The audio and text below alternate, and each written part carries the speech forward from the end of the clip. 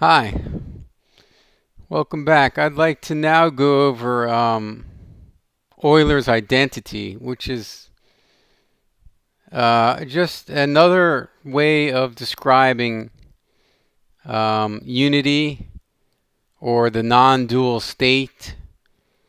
And I'd like to show what I think it's really saying here. Of course, we've learned in the other lectures that math is just a language. So we're going to use some symbols here that have meaning in the language of math. Um, but again, they're just the symbols that were used. So I'm going to use some mathematical laws that were established. And you're welcome to refer to other papers to see why these proofs were proved true. And of course, the Euler's identity is e to the power of I pi plus 1 equals 0. There's an excellent paper that I used when I was learning math, and it's the Tao Manifesto, because I like to use Tao. It makes more sense. And if you read the paper, you'll see why. In the language of math, it does make more sense. So, and basically, what they've done in the paper, and by the way, I'd like to give credit to who wrote this paper, which is Michael Hartle. And so pretty much what's been able to be determined in the language of math is that e to the I tau equals 1, which I kind of like because we're dealing about unity and the concept of 1 and what 1 really is. So if e to the I tau equals 1, given this formula, and given this how they came about to getting it, then of course it follows that 1 equals e to the I tau. So pretty much we've formed kind of like a duality here. We have a number 1, which could be like our particle number 1, that we're used to seeing in everyday math when we count as units. And now we have this other 1, which is a 1 that is kind of like behaves like when we went over exponentials. This is an exponential function, so it's a growing 1. And it grows infinitely. And in the language of math, it can kind of look like when they grow it out, it can be like a light wave. You can say that it's like a light wave because as it expands in time, because Euler's formula is e to the I tau equals cosine tau plus I sine tau, we can then also say, because we know that e to the I tau equals 1, that 1 equals cosine tau plus I sine tau. And so 1 is also like a light wave, just like this e to the I tau is kind of like a light wave. If you want to look at it in a circular motion expanding out like a wave, which most people, I guess, do when they use cosine and sine. So now we have these terms, e to the I tau and 1, which are kind of interchangeable. So what's this all mean then? Well, if we write this out as an expansion, which is another mathematical trick, which you can just look into Taylor expansions and Maclaurin expansions, and what it allows you to do is just describe things in a different way. An exponential function can be also broken down into, I believe it's called a polynomial function, where you break it down into these type of situations. So if we have e to the ix, it's been shown that it could also be described as this, writing it out like this, to infinity, where You have 1, which would be e to the power of 0, which we know is 1, although we determined in the other lectures that we don't really know what that pre-observational state really is. So this is truly the pre-observational state. We don't know what it is, and we're calling it 1. But we must remember from the other lectures that we don't know what this is. Okay? This is indeterminate. It's called 1 here, but it could be 0, it could be 1. We just don't know from our other lectures. We saw an exponential. It's the initial state. I call it the pre-observational state, which you can't know until you look at it, and then it materializes into what it is. Or the non-dual state.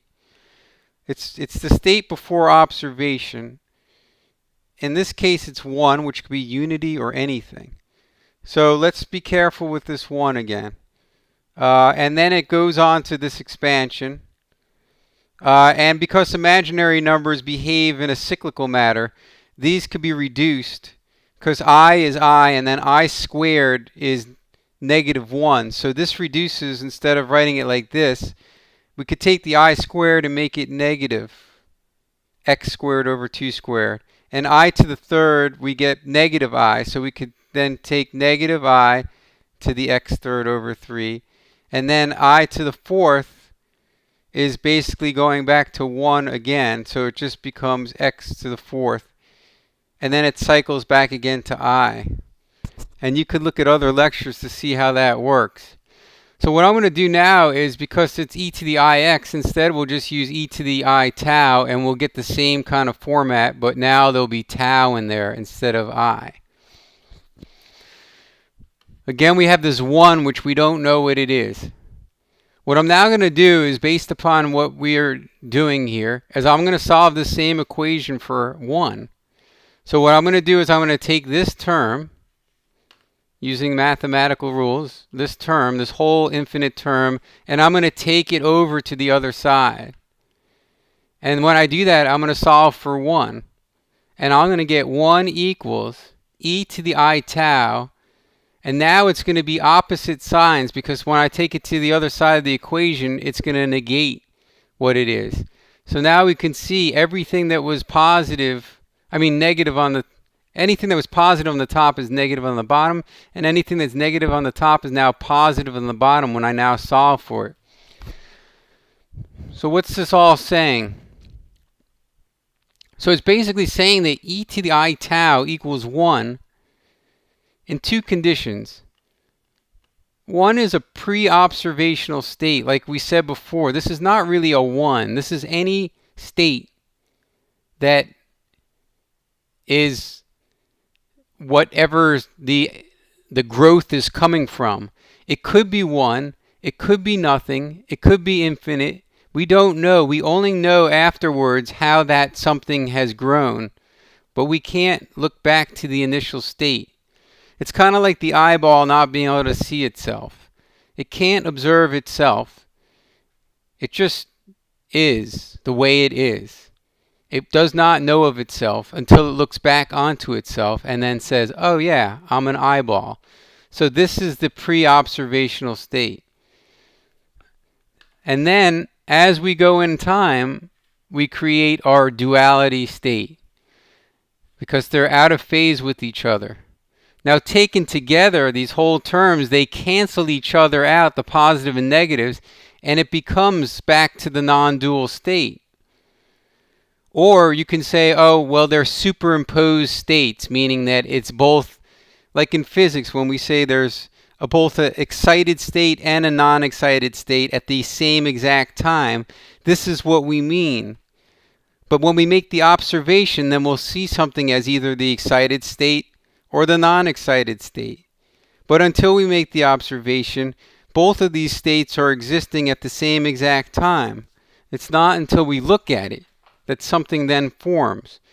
So what this is saying is that e to the I tau equals 1 and 1 equals e to the I tau at the start, meaning pre-observation state or the non-dual stage. Where this number 1, like we've shown in the other exponential function studies, is anything, It could even be the eyeball itself, but the eyeball can't know itself until it looks back onto itself, and that's the point. Nothingness can't know itself until it knows that it's nothing. Something can't know itself until it knows that it's something. There needs to be an observation.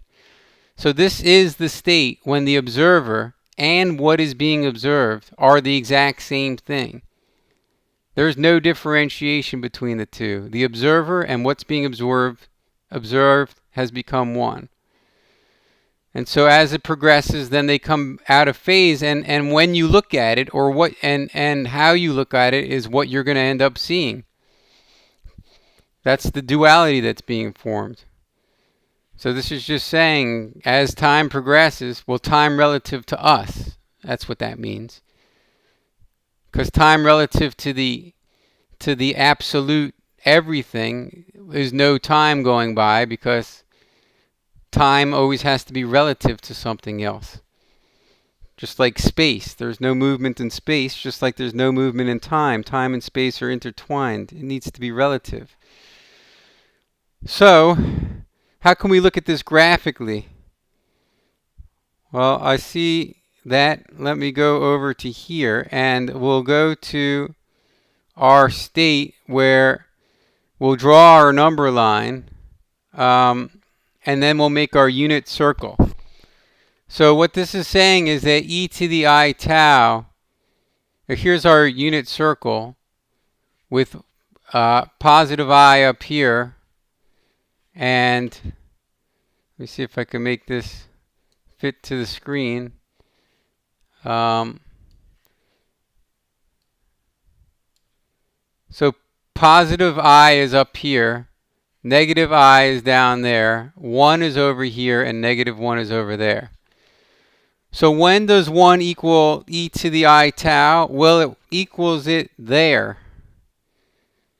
That's when both are going to be the same. This would be at time 0. At any other state, there's going to be a buildup of some component of either positive I or negative I. But in pre-observational state or pre-rotational state, before the expansion commences, we have 1. And then, as something starts to happen, we begin to gain something other than 1. So, we could call that something extra. If this is radius circle 1, and we keep going up to here, we'll keep 1 as long as everything is moving the same speed. The observer and the observed is going the same. But if something is to fall back ever so slightly, or even faster, doesn't matter, then this component we'll call x falling back, or this is the phase difference, and x could be the phase difference this way. So then this will only remain as 1 if it's going around together as the same. As soon as this and something else, as soon as this something else starts spinning in relation to that at a slightly different speed, we'll get a phase build up, and that's going to be the superimposition of states. So as long as this is spinning the same, the observer and the observed are going around at the circle at the same speed, there's no net movement. It's kind of like being in a car. You don't feel like you're moving because you and the car are basically the same thing. There's no relative motion. But as soon as you step out of the car is going to go away from you either this way or that way. So that's what I mean by the buildup of phase. So e to the I tau, here it is again. So this would be 1, which equals e to the I tau. And this is 1 plus some amount of I, or 1 minus some amount of I, because now we're moving away. However, if we moved everything together at the same phase always, where the observed and the observer, none of this would occur, this difference between the two, because everything would be then moving the same. And relative to the line that would be going around, there'd be no net motion, the non-dual state, the pre-observational state. So, in summary, e to the I tau equals 1, and 1 equals e to the I tau. And this is true in that pre-observational state, meaning before we look at it. Or also, I guess you could say time 0, but that's just another concept. Or, of course, when we were talking about just together, when we take them all together as one, as a superimposed state, we saw that these add up and cancel each other out, all these terms, negative, positive, positive, and we get e to the I tau equals 1 and 1 equals e to the I tau. So taken as a whole, as a superimposition state, they're the same. Looked at separately, well, then a duality is formed. It depends, okay, I'm going to look at it now, and I have this term, and I can't look at that term at the same time as that term, so now I have that term. So maybe I have up to this, and I have a little bit of this, or I have a little bit of that. It depends how I look at it. It's totally up to me how I want to see it. But taken all together, they cancel each other out in the superimposed state, which is the same thing as the non-dual state or the pre-observational state. So that's when e to the I tau equals 1. It's showing non-duality. It's showing pre-observational state.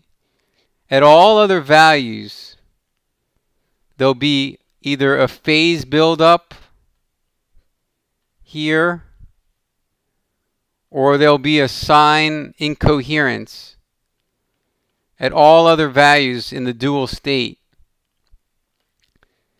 And so therefore, all other values, a duality is formed either as a numerical value, as seen in the differential signs in that expansion that I drew out, or graphically as a phase shift. And the phase shift disappears when the observer and what is being observed become the same. That is the non-dual state, and that is the state of true unity, the pre-observational state, when the observed and the observer, or the observer and the observed, are no longer different, but become the same. So we must remember that mathematics is a language based on observation. Observation relative to us. So when we become the same as what's being observed, then that observation and what's being observed become unity. And then all just disappears, and we see that mathematics is just a language that's breaking down an infinite unified state in a way that the language decided to be created. It is a language. It is useful, but it has limitations. Thank you.